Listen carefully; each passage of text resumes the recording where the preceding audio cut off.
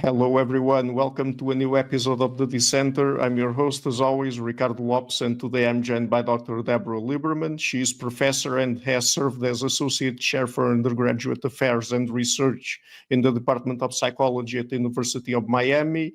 She is also the author of a book, Objection, Disgust, Morality, and the Law.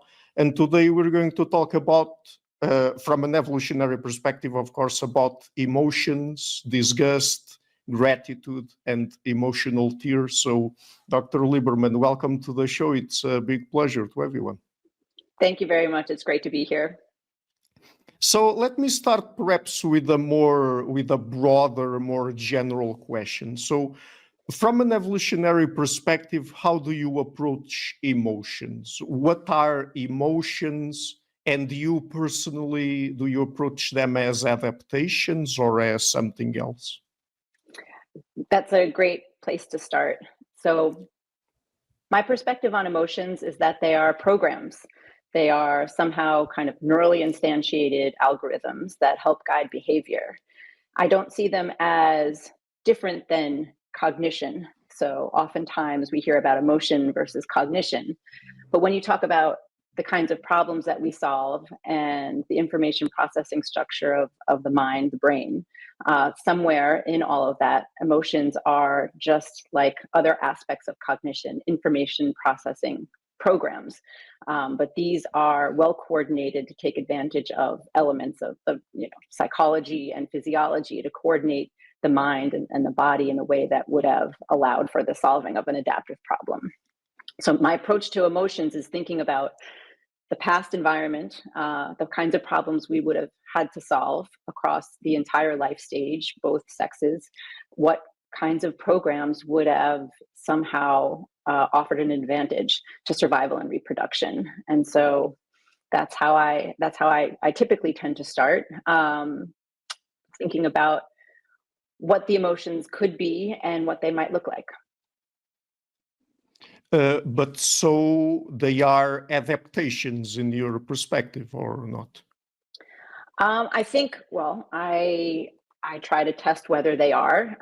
The question is whether there's any type of evolved functionality and specialization to solving a problem. The more evidence that you have in the direction that something does look very tailored to solving a particular problem, the more evidence you have in favor of it being an evolved adaptation. And so I think that always being cautious throwing that term around, but in general, I think that the suite of emotions are, they constitute a suite of adaptations, but trying to understand what their components and so forth, that's a matter of hypothesis testing. So when it comes to the functions of emotions, if I understand it correctly, I think we have to approach them on a case-by-case basis because different emotions serve different functions. But generally speaking, are there functions that emotions in general serve? I mean, what do we need emotions for? So emotions, I would say, are just a particular type of program that's capable of coordinating the activation, deactivation of a series of other psychological or physiological components. So what makes an emotion program, in my perspective, an emotion program is how the extent to which it coordinates across the entire, system, all human systems. So when you have a system that's capable of regulating memory, attention, physiology, heart rate, for instance. I mean, these are things that require some type of top-level coordination signal.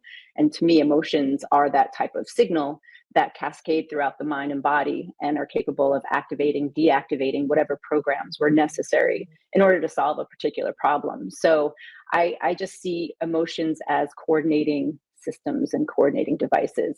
And so in that sense, they're just a higher level cognitive program, if you will. But in any case, no, I take them as discrete types of programs. Certainly, they can blend into one another in terms of what they look like and what they feel like. But the way I at least approach each emotion is that it's going to have a particular information processing structure with specified and knowable inputs, ways the information gets integrated, and then knowable predictable outputs. So that's one way I start with it. So emotions to me are just very interesting, complex mental apps. Mm-hmm. And how do emotions connect to morality? What is the link there, and how is it established?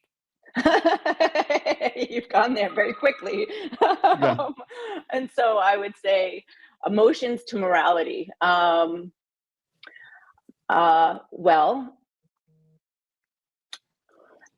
you want me to bridge an is-ought gap in the first few minutes of our conversation here. So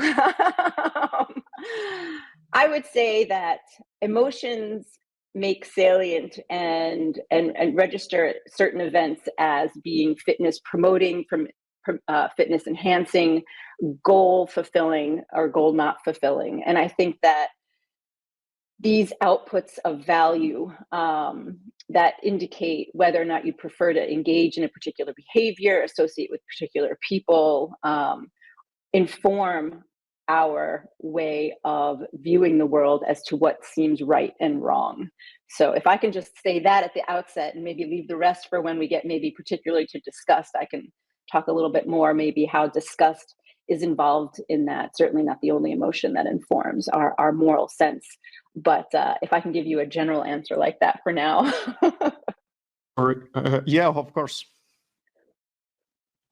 So what do you want to jump into a particular emotion to kind of get at maybe how it might inform morality? I mean, we have to define what morality is, and that might take a little bit longer than an hour. But I'll leave it to you. Do you want to jump into disgust? Oh, okay. Is there any way that you could give us perhaps just a brief definition of morality, for people to understand then how the link is established, and then perhaps we can get into the emotion of disgust, which is one that you have explored a lot in your work. So let's do the second part first and then the first part after, only because defining morality, I don't know that I have the street cred to do that, but at least I can talk about social value as it pertains to disgust. And so I can let the listeners draw their own conclusions about what they consider morality to be after I kind of paint that picture and tell them what maybe I think is going on here. But in terms of what morality is, I think that there are a lot of possible ways to explore that. I definitely take a biological approach to understanding morality and why we feel certain things are right versus wrong. You change a couple circuits in our brain, and we would very much feel that different kinds of behaviors were right versus wrong. And so the way I like to talk about it, or at least begin to talk about it, is through the emotion of disgust. So let's maybe get to disgust first. okay, let's go into disgust then. So what is disgust? I mean, I have a couple of questions here. What is disgust? How has it evolved, since we're tackling things here from the perspective of evolutionary psychology, and what functions does it serve? Well, as you know, there's been a lot of work on disgust. So I'm far from the first researcher to take a look at the evolved functions of disgust. So Paul Rozin, Jonathan Haidt, and a whole bunch of their colleagues have done a lot of great work thinking about what disgust is. I had worked early on with Josh Tiber, and he and I started to think about whether the way that Rozin and Haidt had kind of cut up disgust was the best way when thinking about evolved function. Certainly, they identified a whole bunch of disgust elicitors. The question is how best to account for all of that. And working with Josh, we initially thought about disgust as a pathogen role that it serves, a sexual role, and then a moral role. And my thinking has evolved a little bit since then.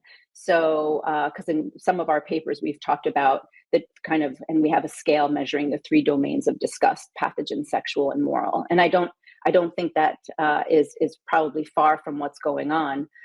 But since then, Carlton Patrick and I, who co-authored the book Objection that you mentioned at the top, we started to think about disgust breaking it down a little bit differently. So I think disgust evolved to solve three separate problems: what to eat, what to touch, and with whom to mate. And so those particular, the consumption, the contact, and sex are, I think, the three native primary functions of disgust. And the order that this evolved in, I think, is an interesting question. But in terms of functionality, it looks like disgust is the output of a consumption psychology that registers whether or not any particular piece of matter, any morsel, is, what's the expected fitness value of consuming anything in the environment at any one time across the life stage and so forth. And so this is a critical problem that our ancestors and all animals would have had to have solved. And the question is, what does that programming look like? And so as Carlton and I started to talk about this, also Josh Tiber was part of this discussion early on as well.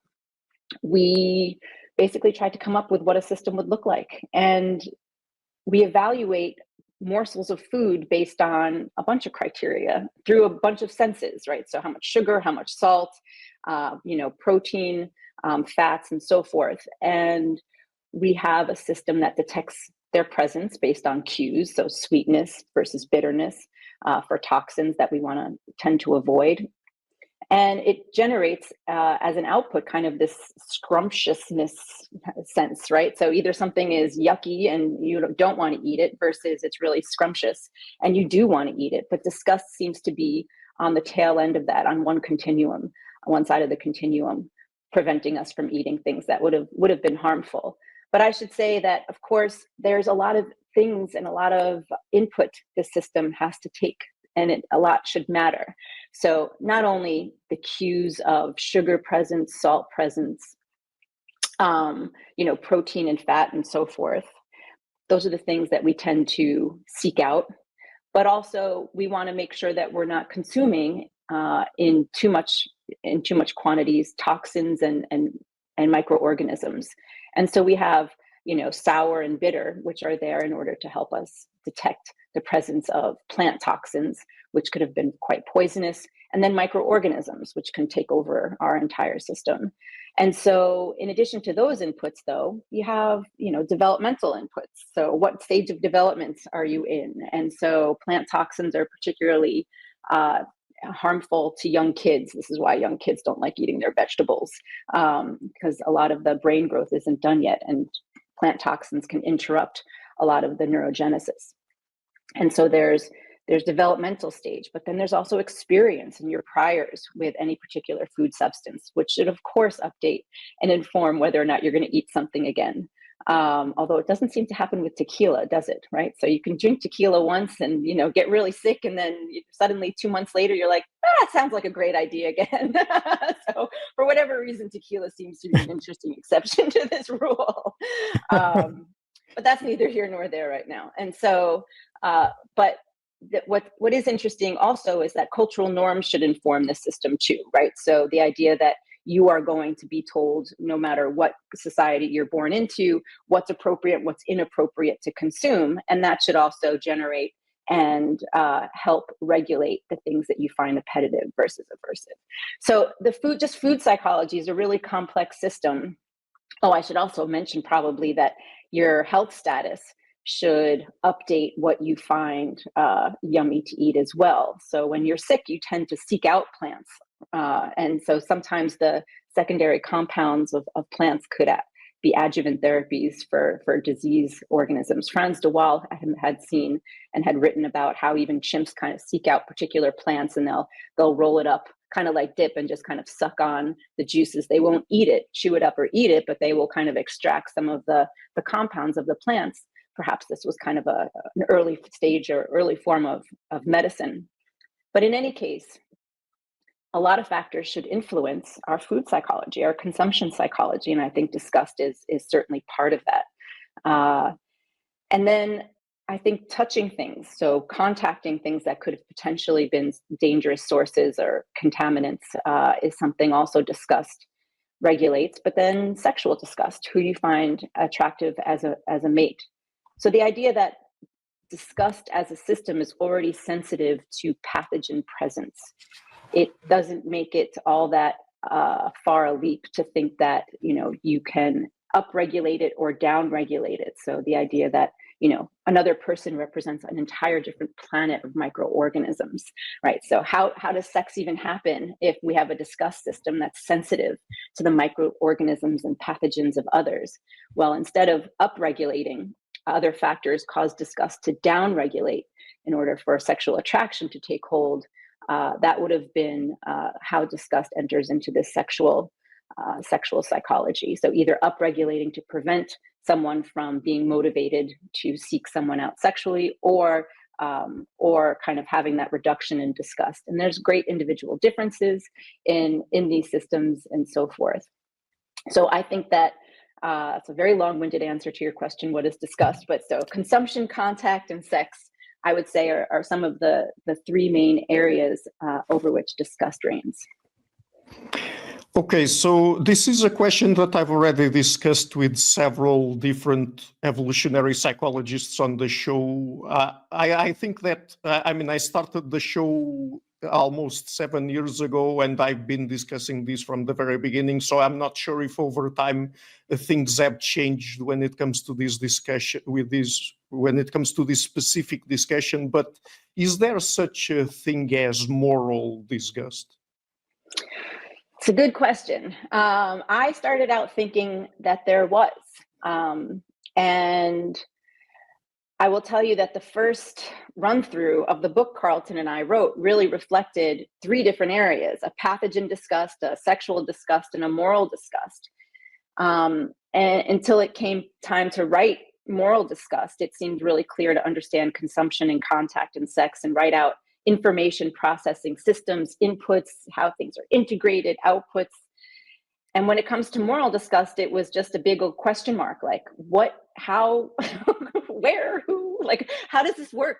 And it caused me to pause and think whether moral disgust was indeed a primary domain or whether it was derived. And so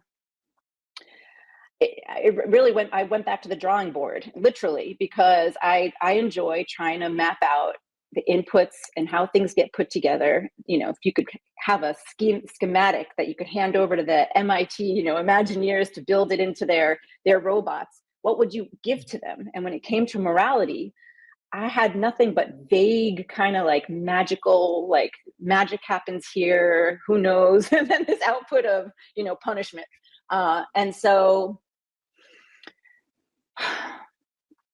obviously early researchers identified that when people are asked to nominate what disgusts them, a large swath of the items that people will nominate have to do with morality: lying, cheating, stealing, and so forth. And so it would, of course, seem that this is one important domain. How does it work? Well, my thinking was that if we can possibly drop the term morality for a second, I can let you think it, you can think it, but I'm not going to say it for a minute because I'm going to stay in more safe grounds here. It seems as if disgust, what it does is it updates our sense of social value of others. So folks in evolutionary psychology have come up with a term of art, welfare trade-off ratio, that we generate an idea of how much other people care for us, how willing they are to trade off their welfare for us, and we have an idea of how willing we would be to trade off our welfare for them. So we have a welfare trade-off ratio that we can generate on the fly for any given person in a given context. And we use this to guide our social interactions. And so I like to think about this as more of a general social value, that for every person that we interact with, we have a sense of their social value. What's the expected value of interacting with this person? And so my question was, does disgust influence our social value of other people? And is that the way that it gets into morality? So when you think about so consumption, contact, and sexual psychologies, that all regulates first person behavior. That's like what I want to prefer, what I prefer to do and have happen in my world.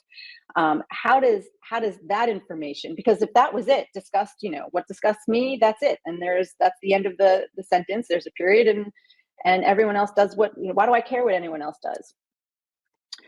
And so the question is, does my assessment of what other people are doing influence how I perceive them? And I think the answer is yes. And at least as it relates to disgust, because I think other emotions are obviously going to be involved in morality, but as it relates to disgust, it looks as though people tend to evaluate the foods other people eat, the matter and physical world that people tend to contact and interact with, and the sexual behavior of other people. That registers in our mind as, as having a certain type of value. Think about it.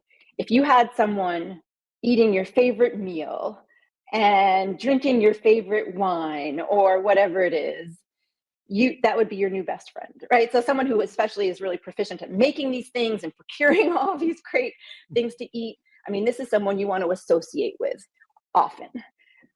On the other hand, if someone's eating things that you personally find foul, doesn't taste well, for whatever reason, a history of not knowing what it is, and so never having tasted it, or it literally just doesn't taste right to you, these are not people you're going to want to associate with. And so just consumption can influence the value that we place on the behavior of other people when it comes to what they're eating. And a lot of food taboos, a lot of food laws seem to take advantage of this. So if it's the case that what you're eating influences my sense of your value to me, that might be one way that suddenly now disgust jumps the fence and goes now from personal decisions to more social third-party decisions as to whether I want to interact with you. There's still more to come in terms of how you get to the, maybe full-blown morality sorts of moral behaviors, but I think that's the first step. The idea that what you're touching, what you're eating, who you're having sex with, it registers to me as, is this something that I find, for me, something that is behavior that I would engage in or I find of high value. Right. So I think that's the first step there. And you have cases where people who, so in India, the untouchable caste, it's literally untouchables, like people who are seen as lower status, or they're doing jobs that bring them more into contact with contaminants. These are things that cause them to have a lower social value to an entire society, potentially.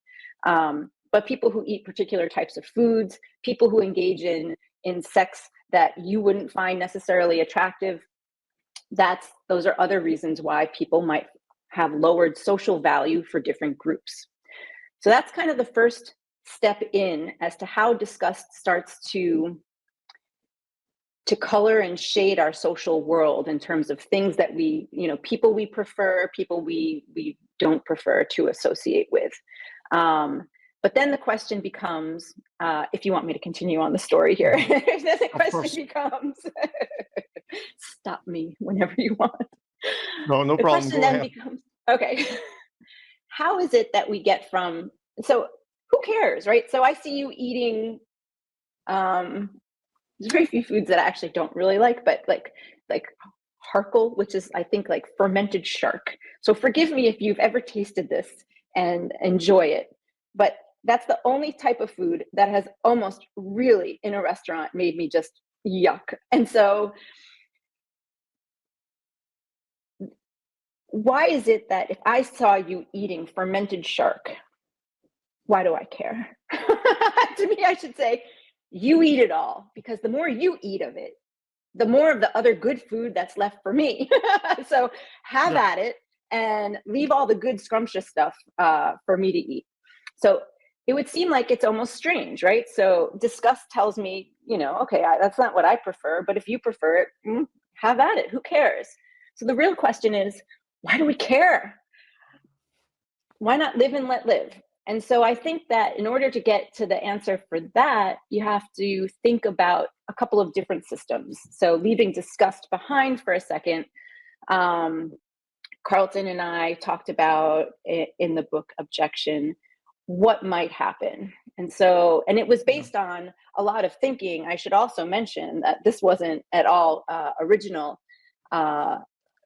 to us, but we had used other sources and other people who had really thought long and hard about this. And this includes Lita Cosmides, John Tooby in their great paper, Groups in Mind, but also Peter Discioli and Rob Kurzban, who had written a lot about morality too. So we were trying to come up with a specific answer. And we came up with the idea that, look, humans are concerned about resources, right? So the ability to control resources would have been very important, particularly to males. So to the extent that females prefer males or prefer to mate with males who have access to resources, because what limits a female's reproductive success and the ability for females to rear offspring, at least ancestrally, was her access to resources. So preferring males who were capable of providing resources and defending them would have been really important. And this has shaped male psychology, of course, to want to acquire resources and defend them. And so you have a lot of intrasexual sexual competition, males fighting for one another in order to control resources, and females are very sensitive to all of this. So I don't think it's controversial to say that males seek resources, females prefer males with resources. So I don't think that's going to get me in hot water. I think later gets me in hot water. And so, so if you take that as a kind of a baseline condition here, that sets the stage for being concerned about who has access to resources and who is controlling resources. Because any resource that you have, I do not. So it is a zero-sum psychology in some sense. But if you couple that now with the human, it's not unique to humans, but we're certainly one of the very few species that's capable of physically coordinating. So humans now have the ability, based on additional cognitive features and adaptations, that allow us to mentally and physically coordinate with one another, shifting the leverage of dyadic interactions to multi-group interactions, such that normally if we're in a contest over resources, it's you and I are going to meet, we're going to see who's bigger, who's stronger, who's healthier at the moment, who could take who, and who's going to get the resources. And so, they'd go to you. And so, but they'll come to me, however, if I now meet you with a whole bunch of my friends, and I don't mean little kids, forget it, right? But I mean people who could actually, really tilt the leverage in terms of, the formidability in my favor. And then I get all that. So the ability for humans to form these coalitions would have shifted the way that resources were allocated. And so with that in mind, males who have a sensitivity to the resource allocation and structure in the environment, who has what, and then the ability to form these coalitions in order to ensure that they're the ones who get the resources and outcompete others. Suddenly now you have that type of psychology thinking about, well, who is worth competing against in order to ensure that I have more resources? Are you going to fight to the death your kids for resources, or friends, or tight cooperators? Of course not, right? These are people who have fitness value in other ways. And so, and I should say, you're not thinking about this consciously, right? So the idea that I feed my child is not because I'm consciously thinking, hey, you're related to me, R.5, have like, this amount of food today, right? No, I love him, I want him to do well, and I feed him. And so I'm really talking about the logic as to how these systems, why these systems might be the way they are and sensitive to the information that they are, not necessarily our explicit motivations. And so, but the idea that we form coalitions and sensitive to resources suddenly means now we might be surveying the landscape of social groups to determine who might be in my best interest to prevent from getting access to resources. Is it a pretty psychology? No, I don't think it is. But I think that we have a taste for identifying groups that are low leveraged and going after them to marginalize them or exploit them. And so the real question now is, well, who do we go after? And I think that's where emotions like disgust come into play, because disgust is one emotion that informs our value of other people, right? So if you find a group of people, it just generates disgust in what they're eating, what they're touching, who they're having sex with, then it just puts it out there for other systems to say, if I'm searching for a group to go after, it would make sense to go after folks like this, not people I value and want to keep around. So again, this isn't the sunny side of human nature. It's very much the dark side. But I think it's one that's important to understand and know about, because it informs why we might think and try to coordinate other people against other groups using sometimes the language of morality. So so I guess that's where I want to kind of draw the line in terms of how far I'm willing to go here. But the idea that disgust informs the social value of others, kind of putting it, flagging it to other systems that might be ready to form coalitions to exploit and marginalize low leverage groups. Okay, but then at what point, if there's a specific point, of course, does such a thing as moral condemnation come online? I think that, so if you cross out the word moral for a second, because you'll see that it almost doesn't add much. But when does condemnation come online? I think condemnation comes online when you start to have a group of people who can come together and mentally and physically coordinated that this is a group that should be marginalized and prevented from acquiring and controlling resources. So, this is in stark contrast to, so this will open up a can of worms. So stark contrast to the idea that morality is cooperation. So it's often thought that morality is this wonderful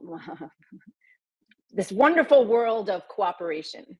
And I just question whether all of it is. I think that's perhaps the best way of saying it. It seems to me that cooperation looks different than some of the things that I see coming out of the moral sphere. For instance, laws against homosexuality, they're quickly disappearing. But at one point in time, there were pretty harsh laws against, and in some parts of the world, they're still there, pretty harsh laws against homosexuality. And the question I have is, why? Why care? So theoretically, one hypothesis could be, if you're a heterosexual male and that there are a whole bunch of other men who are basically taking themselves, self-selecting out of the mating pool, right? They're saying, I'm not interested in women. And so that leaves for heterosexual men far more women, a far more target-rich environment for them, right? And so the idea that, why aren't heterosexual men championing and celebrating gay men, right? Why aren't there parades, annual parades thrown by heterosexual men, like that are just, celebrating the range of sexualities? And you just don't see that. And the question is why? Because on one hypothesis, again, maybe you can easily debunk it and shoot plenty of holes in it. But on one hypothesis, to the extent men are not interested in women, that leaves far more, women for the heterosexual men who are there. Wouldn't that be of benefit? Why not see that as a benefit? Why not try to turn all men gay? Right? So, I mean, that would be in one universe, one possible set of behaviors, right? So the question is, why we're not in that universe? So what can we infer from that? And so the story that I have put together about, if heterosexual men find homosexuality disgusting, this puts it very low on the social value scale, and therefore potentially, at least at one point in time, made this group of individuals, when they appeared to be low leverage, by which I mean a minority in the sense of numbers, made them easy targets. But now in today's world, you see numbers growing and growing and growing, and perhaps to our psychology, it suggests that, hey, listen, this is not a low leveraged group. This is a high leveraged group and quite formidable. And therefore, it actually would be too costly to try and fight in that same way. And so perhaps this is one reason why you have seen laws and morality kind of change very quickly to these types of groups. But now there's other types of sexual groups that are suffering the same kind of fates that gays and lesbians had been suffering for quite some time. So it's a very interesting dynamic, I think. But my sense is that disgust is informing our social value, which is informing our sense of what groups do we or can we target. Okay, so trying to avoid the word moral here, let's talk about just social condemnation. So Okay. how do we go from emotions and social condemnation to something like social norms and then laws? Well, I think that once you have, so it's a really good question. I don't even pretend to have all the answers here, but I would say that once you have a group of people who are interested in controlling resources and targeting a particular group for whatever reason, it creates a really interesting landscape. Well, this is kind of to your question, but I'll get more directly to your question in a second. But it creates a landscape for individuals very quickly, right? It's almost self-reinforcing. So as soon as you're an individual and you come into this world and you say, oh my gosh, look at these coalitions and look what they're saying is disgusting and worth condemning. Well, if it's a behavior that I like, so I happen to enjoy foie gras. California made foie gras illegal at some point. And so, but as someone, would I hold a banner, walking in, downtown LA or in San Francisco saying, give me your foie gras, foie gras lover here, that would be quite dangerous. And so the idea that once you understand the norms and the groups that are out there and what they condemn, you have to kind of be very careful about the types of behaviors that you engage in. And you could actually use disgust to identify, say, listen, I'm not on the wrong side of this issue or this behavior. Take your sights off of me. I'm not someone you want to condemn. Try and find somebody else. So I think that that's almost self-reinforcing, right? The idea it's reinforcing the norm because you want to make sure, even if, you loved foie gras and you were part of the council that, that made it illegal at some point, you would perhaps be very concerned about voicing all of that. And this should sound familiar because this has to do with the ASH study, right? The idea that conformity is really important, especially when you're in a group. And what's scary is that ASH found that people are nervous about disagreeing with a group over line lengths. A species that's concerned about disagreeing and going against 6 other people or however many other people to disagree about the perceptual facts of line lengths tells me, yeah, there's probably little hope about going against other sorts of norms that have a lot more, at stake here. So, but certainly knowing about this process might help. And certainly knowing that having one other person in the room helps embolden people to kind of go against groups. So that kind of sense of increasing leverage as you start to enter into these group dynamics. But in any case, how does condemnation start to get into law? Sometimes it does, and sometimes it doesn't. It's a matter of kind of how much of a fervor is whipped up to, to get people all excited about passing a law. And so I think that there are multiple reasons why the laws we have exist. I like to think about very extreme cases. And so one of the extreme cases that you could think about is right now, so killing people, eating them, these aren't things that, there are good laws against this. And so I like these laws very much. But I'm not a psychopath, right? If I were a psychopath and I was accountable or so forth, I would see these as an infringement on my desires, the things that I would like to do with my life. And so you could imagine a bunch of psychopaths in control, right? A bunch of psychopaths making the laws. And what kind of laws then would you expect, right? And so would you expect the same group of laws, or would it be okay to go after someone? Would it be okay to, to form a coalition and intentionally, deceive, lie, and gaslight, all this difference, right? I mean, what would be the laws if psychopathy were the majority? But pick any other type of behavior, right? So if OCD was the norm, right? And so suddenly now, gloves, everyone would have to wear gloves in society, right? I mean, you could imagine such things. And so how do things get from, preferences to third-party regulation to laws? And I think there's quite a road things have to travel. But I do believe one of those roads to that endpoint is discussed how we value things and the extent to which you can get other people to agree, right? So getting other people on board with certain projects is going to be critical as to whether or not you can get other people to actually start enacting laws and have the more systematic punishment and condemnation using all of the power of the state. So I think things do happen that way. It is more rare, and it tends to be the things on which the majority agrees. So just to illustrate some of what we've been talking about, and also keeping in mind all of these intermediary steps from an emotion like disgust to laws, could you give us perhaps a couple of examples, one or two examples of how disgust manifests in terms of law? I gave you one. I mean, the laws against homosexuality are one of them, right? Very clearly. Okay.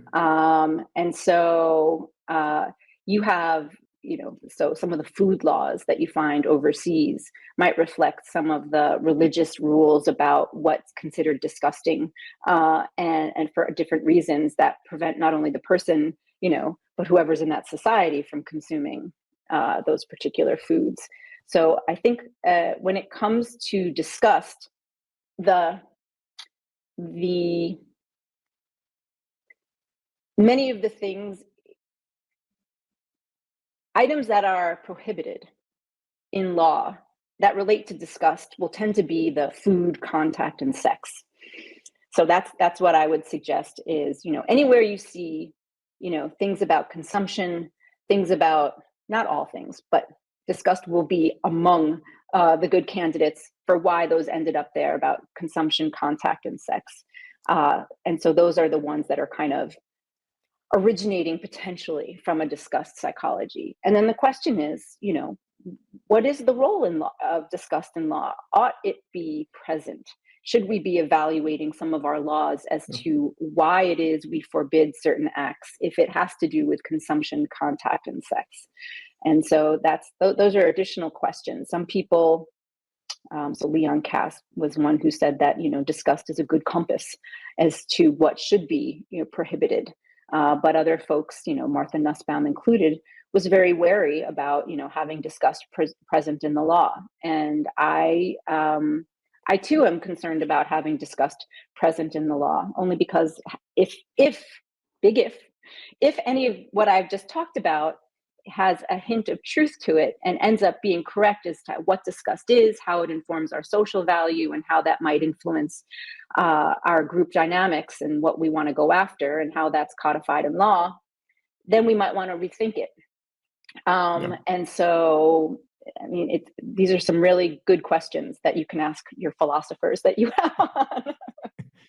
Yeah, I was going to say that perhaps this kind of discussion as to what extent perhaps we should extract things or laws that derive from disgust at their basis from the legal code. To what extent we should remove them from there. I mean, that's something that perhaps it's better to discuss with maybe legal or moral philosophers and legal scholars. But I mean, perhaps there's another kind of question that I could ask you. Do you think that evolutionary psychology, science more broadly itself, can inform these kinds of more ethical discussions? I do. I do. To the extent that ethics relates to humans and their brains and how they behave, then understanding humans and how they behave and the evolved adaptations that we all come equipped with, I think that would be important to understanding ethics for sure. So I think that whereas you'll never bridge completely an is from an ought, right? Or an ought from an is. The idea that we might want and find that we should have particular types of laws for particular reasons, that might not have anything to do with our evolved psychology, right? We might actually identify what is and say it therefore is incredibly something that we want to make sure isn't present in our laws and our moral code. But I think a first step is understanding who we are. Right. So if you do want to guide behavior, you do want to change behavior, you do want to make people more cooperative and have societies that work far better together and with each other, understanding, these evolved adaptations, I think is critical, only because it's at least good to know what you're fighting against potentially and what you're fighting with. And what's going to be aiding you in the ability to shape human behavior in more successful ways. And so, but obviously defining success is not unproblematic, but just using the word harmonious, I think, gets me out of trouble. But again, understanding evolved psychology, I think, is critical to any enterprise that's trying to understand ethics and morality. Great. So let's move on to another kind of emotion now. What is gratitude? That was tough. So what is gratitude and what situations elicit gratitude? Okay. Oof. I'm glad this is good. Okay, so gratitude. Thank you for starting this. So gratitude is an interesting emotion. And for researchers of emotions, they will remember that there's this set of universal emotions that we were all taught about. And gratitude doesn't show up on this list, right? It's not an emotion that people typically talk about when it comes to what are the standard operating equipment of all humans. Usually gratitude is left off the list of universal emotions, but I think erroneously. So much like anger, gratitude should be up there. And the question I ask people when I start talking about gratitude is, what would be lost if we didn't have any gratitude? If you just pluck that little system right out of our brain and there was no sense of gratitude, no thank you, no anything, what would be lost? And so if you think about it, I mean, it would leave a pretty big hole in our social interactions if there was no gratitude. Someone holds a door for you and no thank you. Although this is South Florida, that happens often. But someone hands you money or someone picks up your wallet and returns it to you, and the person didn't say thank you. You're fed something or whatever. Someone helps you and saves your life. No thank you. And so, what would be lost? It would seem that the key feature that would be lost is opportunities to form a bond with that other person, right? To be able to continue that interaction into the future. Gratitude is an emotion that appears to be a positive reinforcement of the benefits other people have on offer. So if you do something nice for me, my gratitude is basically saying, hey, that action that you just did, I found to be of benefit. And boy, golly, it would be great if you were to continue doing those kinds of things again into the future, with the promise that I might be willing to repay that down the line. And so it is a bid for a cooperative relationship, one that can grow into this mutually value kind of snowball into these very deep engagements that John Tooby and Lita Cosmides have talked about in the evolution of friendships. And so, but gratitude is one of the starting points for that. I don't know that it is the only starting point for that, because I can get you to be nice to me through threat of, injury. Like I can say, if you're not nice to me, if you don't cooperate with me from here on out, I can act like the mafia, and I can just be like, I'm going to take you out. I'm going to, bash your knees in. And so, I mean, I can do these kinds of things and ensure that you are going to be nice to me and cooperate with whomever I say. But one way to do that outside of dominance, if I'm not dominant and I have to try and get other ways to get people to cooperate, is to get you to value the qualities that I have that you might find of benefit, and that we can kind of find some type of mutual engagement in that way. And so gratitude can jumpstart this. So you do something, you, Ricardo, going about your day, are doing the things that you just enjoy. But some of those things I might find of benefit in my world. So let's just say you are, we're neighbors and you're neat and you like to pick up the garbage from your front lawn and make sure that, everything is tidy and there's no weeds and then there's no animals feeding on your lawn and it's all very nice and tidy. I appreciate that. And so to the extent that I said, hey, thanks for doing all that, I think you do a great job, I'm actually sending a signal of, I value you for this, right? And so you wouldn't be cheating or you wouldn't be engaging in any cheating in any reciprocal altruism kind of way if you didn't return the favor or if you started growing weeds, right? So really, you're not cheating. All it is my signal to you is I value you for this. What hopefully that does in your brain is, Deb values me for this kind of behavior. Out of the other people in my world, that's kind of like an interesting indication that she, among everyone else, kind of values me and likes having me around in this local environment. It would be well worth my while potentially to make sure that she sticks around, valuing me. So you can value me for valuing you.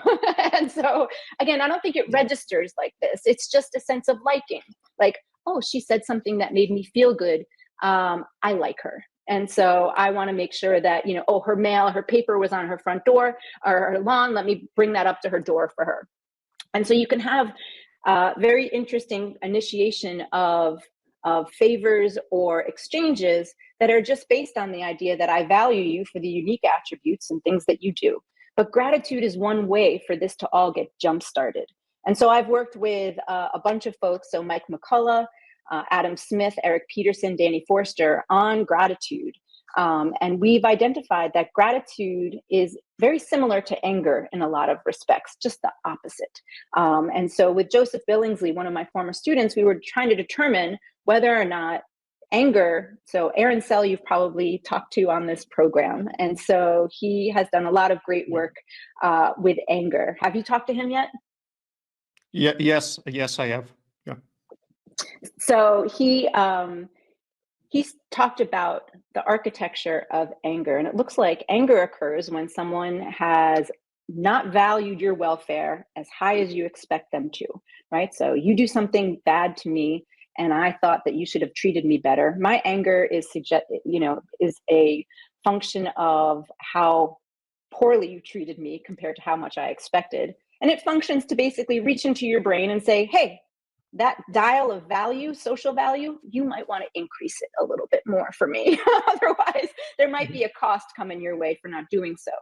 And so gratitude, it seems like, is similar in the sense of it notices not decrements in value, it notices increases in value. So if I determine that, you're strangers, why should you value me? But suddenly you do something really nice for me, that registers as an increased signal of, hey, this person values me. And that's what seems to trigger gratitude, that you are not overvaluing me, you are valuing my welfare more than I thought. And so this is something to reinforce positively rather than anger and reinforcing it negatively. Yeah. So it looks like that's what gratitude responds to. Do you think that an emotion like gratitude would connect to an evolutionary mechanism such as reciprocal altruism in any way? I do. I think that I think it can. When you go, so reciprocal altruism, just social exchange that we tend to see in a standard format. If you have a particular grocery store, or you go to Starbucks and there's a particular person behind your barista of choice here, you see them, you engage in a social exchange. Give me my latte, I'll give you my money. But the thing is that you can now, and as an exchange, it might be just a one-off and then you're done, right? So it's a win-win situation, and then there you both go on your merry way. But the thing is, I can value you for the way that you make my latte, or the smile, or the other kinds of things that kind of come along, or you're always open. You're open at the time. Like, so there's additional things that I can value this exchange for.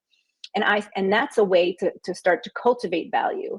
So even anonymous interactions on the web and exchange and, e-commerce, I can prefer and start to derive value from a particular company because of their customer service, because of the way that they are so responsive to my questions, or how good their products are at the price and so forth. So outside of an exchange, which is really just a, tit for tat kind of exchange in the moment, if I can start to value the person who is the source of that supply, and want to keep them around. And I think that's where you start to get into, it's the gratitude, right? Because think about it. If you cheat me, that's anger, right? Or if my latte is cold, or the cup is has a hole in it, the lids leak, name any type of thing that tends to happen, that gets you angry, right? Versus, the absence of all those things, even just the absence of all those things these days can cause gratitude. Oh,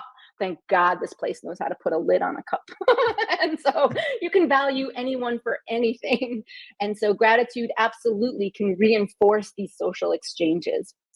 I think that we have a psychology. So Lita Cosmides has done a lot, obviously, in social exchange, and showing that we're very sensitive to cheater detection and so forth. And I think that, within, just that type of interaction doesn't require any gratitude, right? Oh, I don't think it requires any gratitude, but now you're going to make me think about that. Because the idea is that to the extent that you and I come, face to face, ready to exchange something, the idea that you are not hitting me on the head or shooting me dead to take whatever it is I have on offer, I kind of like you now, right? So the idea is you're willing to even engage in exchange. So whether or not that rises to the visceral, the qualia of gratitude and my feeling of strong indebtedness, I don't think it should necessarily, but no doubt it certainly marks you as someone of higher social value. Didn't kill me. Don't ever underestimate the fact that we're tracking the things that don't happen, and as much as we're tracking the things that do happen. But a social exchange requires people to have restraint, right? And so to the extent that that is the case, there's already maybe a gratitude kind of implicit, or a value there, because you're already showing me that you value me greater than a mortal enemy. So I don't know, you raised a good question. I'll think about it. But I do obviously think that gratitude is tied to social exchange, either initially, like I just mentioned, or certainly as it can snowball later on. And what is interpersonal valuation, and how does it tie to gratitude? Well, so that's the social value that I talk about, right? So, Okay. how do you, sorry, I use multiple terms. So interpersonal valuation, that's journal speak. So I would say that, when I assess how much you socially value me. So when we meet, if I didn't know you and we just met on the street, I might have a baseline expectation of how you should treat me. I might have a baseline expectation of how everybody should be treating me, right? And so, I'm sure you know people. Some people walk in the room and they feel like everyone should be treating me well. And if you fall below that mark, you're not going to get gratitude. You're going to get some kind of anger, whether it's kind of an overt aggression or a passive aggression. But then there are some people who have very low self-esteem and feel like they shouldn't be treated well at all. So anyone who's nice to them, and so forth. So we're all different in our settings, and we're also all different in the types of relationships that we have. So I would say social valuation, or interpersonal valuation, is associated with gratitude, in the sense that if I have a prior value for how I expect you to treat me, then any action that you engage in towards me, and any, believe it or not, any lack of action. So you're either working for me full time or not. And so, right now, Ricardo, you could be ordering my groceries, right? You could be, you could be doing all sorts of things for me. You're not doing them. And the idea is, I know that, right? But the thing is, everyone's not doing that for me. So it doesn't really register. But if I expected you to be going above and beyond, that might make me very angry that you're not kind of doing all the tasks that I have to do today for me right now, as I expect. And so the point is that I think we all have a very different level of expectation of other people, but we take actions that people engage in, but the lack of actions as well sometimes, to indicate how another person is evaluating us and treating us, regarding us in the moment. And if it comes in as higher than we expect, then that activates and prompts typically gratitude, to the extent that this is someone you value and wish to kind of continue on in this cooperative relationship with. And if it comes in lower, this could activate anger, in the sense of trying to get the person to value you a little bit more. So gratitude very much is regulated by incoming information about how people value you. Mm-hmm. So perhaps I would like to change topics now again. I think that we've already talked about the main things associated with gratitude. So we've also done work on tears. First of all, how do you approach such a topic, tears, from an evolutionary perspective? Well, as in my role as editor-in-chief of Evolution and Human Behavior, I got a paper on tears from Asmir Grassman, and he had a great paper, talked about how tears affect perception of different emotions in different contexts. And I was reading through this paper, and it dawned on me that there really wasn't a satisfying evolutionary explanation of tears. Tears seem to do something socially. And a lot of evolutionary psychologists who you've interviewed on your program have talked a lot about this welfare trade-off ratio, the idea that, and what I'm calling social value or interpersonal valuation. And it seems to me that tears must be part of the story about social value, as to how we regulate our social value of others, and how we use tears to regulate others' social value of us, and how they value us. And so together, Asmir, Dan Sneezer, and I started to think about, what are these tears?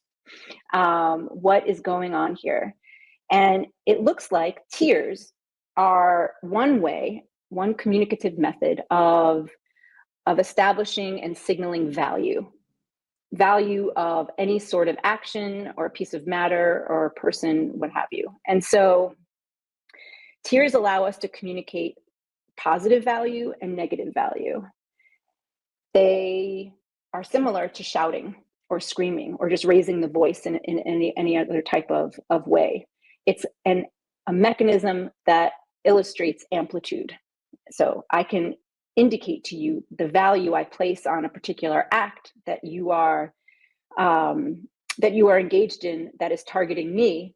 I can use my tears to illustrate to you how much I value that particular act. Again, positively or negatively, right? So if it's an incredible act of kindness, right? And so you've just given me, your fortune, right? So that might kind of elicit tears. Or you've stayed my execution. You've prevented, you're no longer going to, you're no longer going to hang me. Like I might also show, cry tears of joy, or, intense love or intense pride.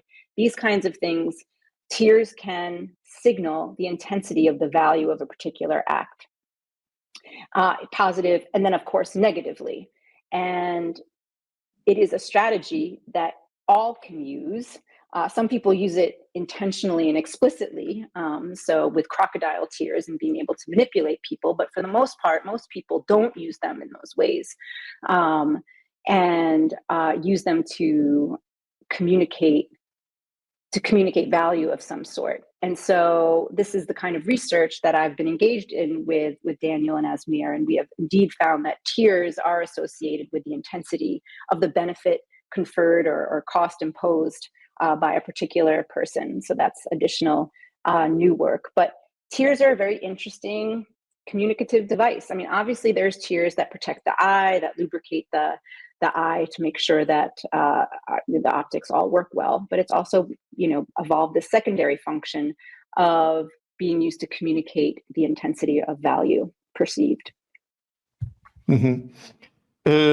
And those are their functions, the functions of emotional tears, correct?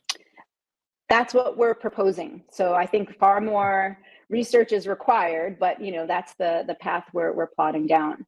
And so the question would then be, can we test it? Who cries? Because tears would seem to be a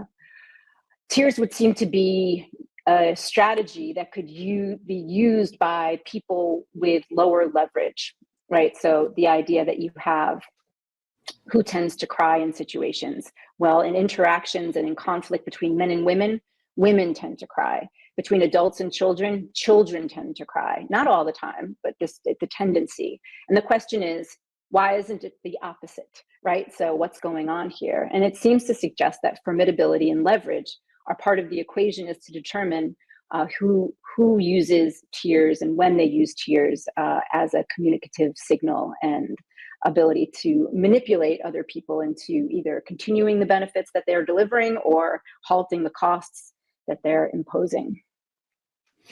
And and this I think will be my last question. So how do tears connect to emotional expression, and do they connect or tie to specific emotions? So I haven't been the one to do this research. Asmir, one of our co-authors on this paper, has. And my understanding is that tears help kind of identify and accentuate the emotion that's being perceived. But I would say tears only really arise in these social emotions. And so one of the examples that I've used to kind of find the boundary, so one of the things I like to do is think about boundary conditions when something holds, but more importantly, when it doesn't hold. And so the hypothesis that tears are this communicative device that can relay value to another agent, then you shouldn't see tears where there are no agents. And so, I have a hamburger in front of me and, I see a bug on it, or I see maggots crawl out of it, or something really gross, like I'm not going to cry. Like I will cry to the extent that there's another person around who I can communicate the value of this burger to. But I am not crying for the purpose of communicating to the burger, like, you're not treating me well. Like, it's not a pathogen disgust kind of emotion. But I would say it is a sexual, like, it can actually apply to other realms of disgust that bring in other agents, other people who could improve your life, for sure. And so that's what I would suggest, is that tears are very much a social emotion. They aren't necessarily activated in response to non-agents. Now, if someone is crying in response to a non-agent, my hypothesis would be they're thinking about someone, right? There's someone in their mind that they're crying to, and so forth. But it's not the actual stimulus of a physical, like a tree branch isn't going to make me cry, right? And so pain might make me cry in order to signal, but usually I won't cry until there are other people around to actually, hear that signal.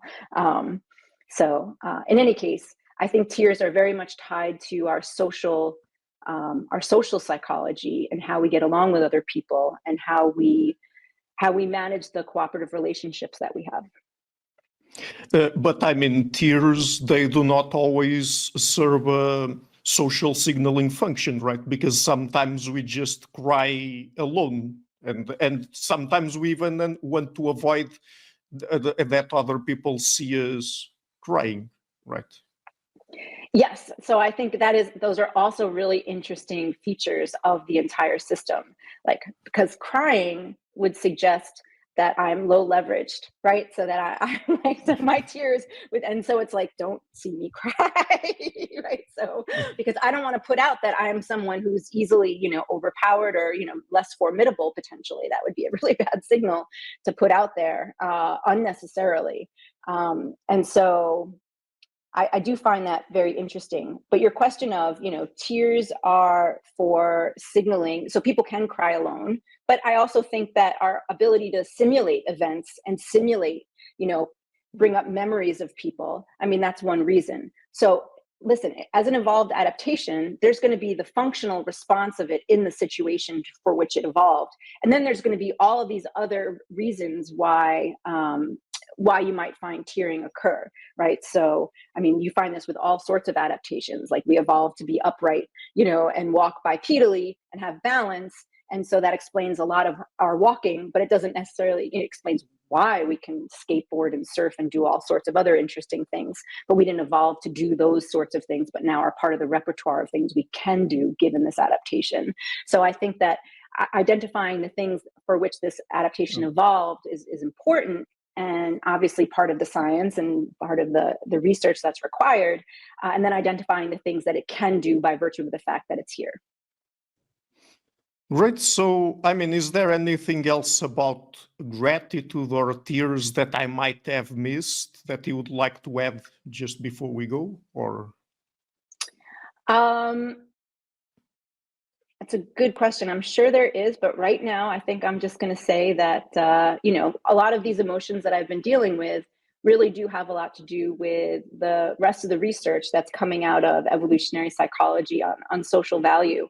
And I think important to understand for all people interested in, who we are as a species and how the mind works, so that we can, like I said, hopefully enjoy far greater cooperative relationships and, quality of life. So, yeah, I think I'll just end there. Yeah, let's end on that note. So just before we go, would you like to tell people where they can find you and your work on the internet? Right now, the University of Miami website is the best place to find me. And also it's a good email to reach me at my miami.edu address. But other than that, no, just publications, Google. Okay, great. So, Dr. Lieberman, thank you so much for taking the time to come on the show. It's been fun, and it's been a very fun and informative conversation. So, thanks, Ricardo. Hi guys, thank you for watching this interview until the end. If you liked it, please share it, leave a like and hit the subscription button.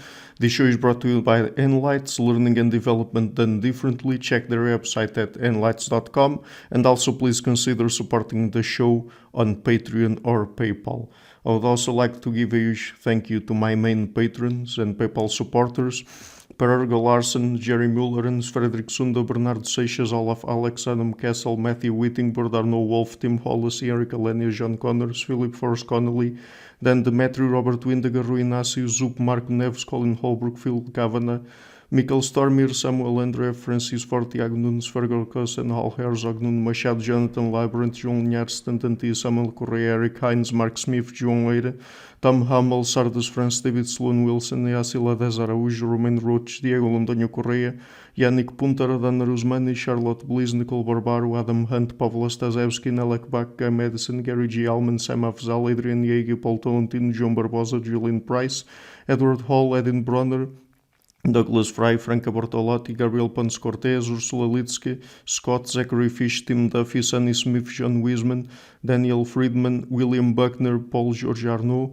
Luke Lowacki, Georgios Theophanos, Chris Williamson, Peter Wolozin, David Williams, Diogo Costa, Anton Erickson, Charles Murray, Alex Shaw, Maury Martinez, Coralie Chevalier, Bangalore Atheists, Larry Dealey Jr., Old Erringbon, Sterry, Michael Bailey, Dan Sperber, Robert Grassi, Igor N., Jeff McMahon, Jake Zool, Barnabas Radix, Mark Campbell, Thomas Dovner, Luke Nissen, Chris Story, Kimberly Johnson, Benjamin Galbert, Jessica Nowicki, Linda Brandon, Nicholas Carlson, Ismail Benzliman, George Coriatis, Valentin Steinman, Per Crowley, Kate Van Goller, Alexander Hubbard, Liam Dunaway, BR, Masood Ali Mohammadi, Perpendicular, Jonas Hertner, Ursula Goodenough, Gregory Hastings, David Pinsoff, Sean Nelson, Mike Lavigne, and Dios Necht, A special thanks to my producers, Isar Webb, Jim Frank, Lucas Stafiniak, Tom Vanagdam, Bernard Ignik, Curtis Dixon, Benedict Mueller, Thomas Trumbull, Catherine and Patrick Tobin, Giancarlo Montenegro, Alnick Ortiz, and Nick Golden, and to my executive producers, Matthew Lavender, Sergio Quadriano, Bogdan Kanivets, and Rosie. Thank you for all.